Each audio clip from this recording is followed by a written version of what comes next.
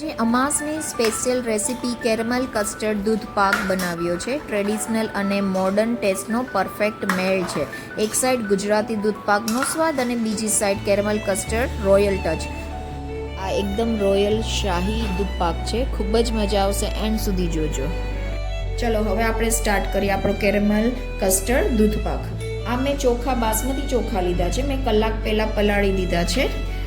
સરસ પલળી ગયા છે અને પાણી બી મેં એકદમ નિતારી લીધું છે.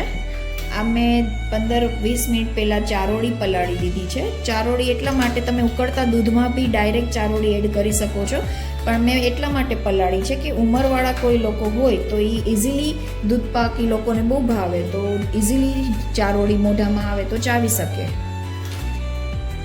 કાજુ બદામ છે. કાજુ બદામ મેં ક્રશ કરી લીધા છે. એલચીનો પાવડર છે, 1 ચમચી જેવું એલચીનો પાવડર લીધો છે. કેસર મેં થોડા દૂધમાં કેસર મેં ઓગાળી લીધું છે અને 1 વાટકી જેવી ખાંડ મેં લીધી છે. ખાંડ 9 ચમચી જેવી ખાંડ છે. 1 વાટકી ખાંડ થાય છે. અને આ છે કસ્ટર્ડ પાવડર. 2 ચમચી જેવો કસ્ટર્ડ પાવડર મેં દૂધમાં ઓગાળી લીધો છે. હવે મેં મોટી કઢાઈ લીધી છે, એકદમ જાડા તળિયાવાળી કઢાઈ લીધી છે. ગેસ ચાલુ કરી દીધો છે અને હવે આ આપણે કઢાઈમાં દૂધ એડ કરવાનું છે. આ ફૂલ ફેટવાળું, ફૂલ ક્રીમવાળું દૂધ છે, મલાઈવાળું દૂધ છે, તો એ આપણે એડ કરી દઈશું. મેં દૂધ અહીંયા 1.5 લીટર જેવું દૂધ લીધું છે. આપણું દૂધ ઉકળે ત્યાં સુધી આપણે કેરેમલ બનાવવાનું છે. હવે તો હવે આ જે ખાંડ છે, આપણે આ ખાંડનું કેરેમલ બનાવી લેશું.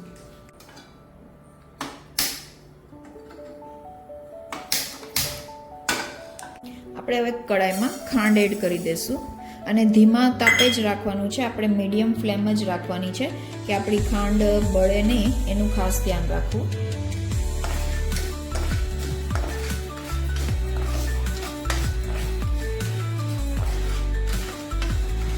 હવે આપણે છે ને થોડું ચોખામાં ઘી એડ કરીને આપણે દૂધમાં ચોખા એડ કરી દઈએ, એટલે ઉકળતા દૂધમાં આપણા ચોખા બી સોફ્ટ થઈ જાય. આપણે ચોખા એડ કરી દઈશું દૂધમાં.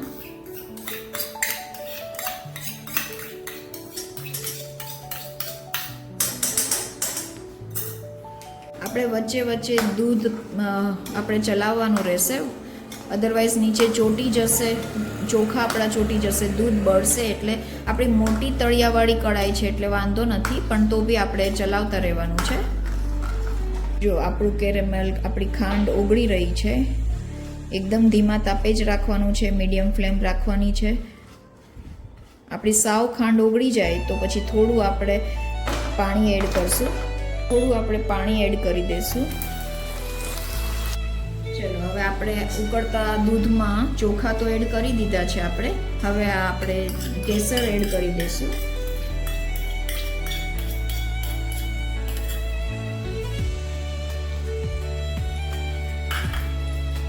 કસ્ટર્ડ પાવડર બી આપણે એડ કરી દઈશું.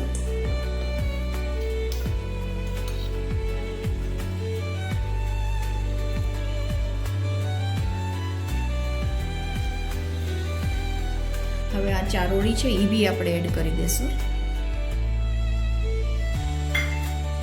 થોડા ડ્રાય ફ્રૂટ્સ છે એ આપણે એડ કરી દઈશું. થોડા બાકી રાખશું ગાર્નિશિંગ માટે,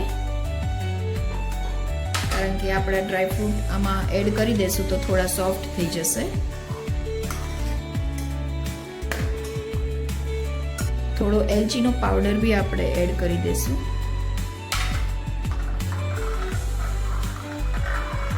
આપણું કેરેમલ રેડી છે. આમાં કોઈ ચાસણી કે કોઈ તાર નથી લાવવાનું, ખાલી આપણી ખાંડ ઓગળે અને પાણીમાં થોડું ખાંડ ઓગળી જાય એટલું જ આપણે ગરમ કરવાનું છે.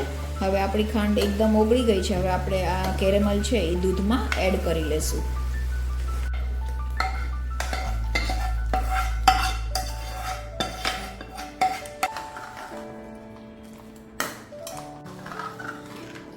અને દૂધ હવે આપણા ચોખા એકદમ સોફ્ટ થાય ત્યાં સુધી આપણે દૂધ ઉકાળવાનું છે.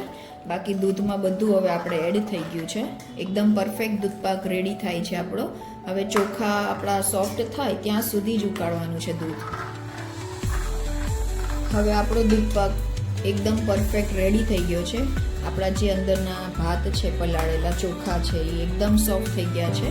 જે દૂધપાકમાં ચોખા હોવા જોઈએ એવી રીતે આપણા તૈયાર છે હવે આપણો દૂધપાક. હવે આપણે એને સર્વ કરશું. કેરેમલ કસ્ટર્ડ દૂધપાક જેટલું નામ સાંભળવામાં સારું લાગે છે ને, એટલું ટેસ્ટમાં બી સરસ બન્યો છે આપણો દૂધપાક. તમે જરૂર એકવાર ટ્રાય કરજો. અને હા, મને તમે આ વિડીયો કઈ જગ્યાએથી જોઈ રહ્યા છો તો મને પ્લીઝ કમેન્ટ્સ કરો અને લાઈક કરો મારો વિડીયો. અને જો આ વિડીયો ગમ્યો હોય તો લાઈક, શેર અને સબસ્ક્રાઈબ કરવાનું ન ભૂલતા.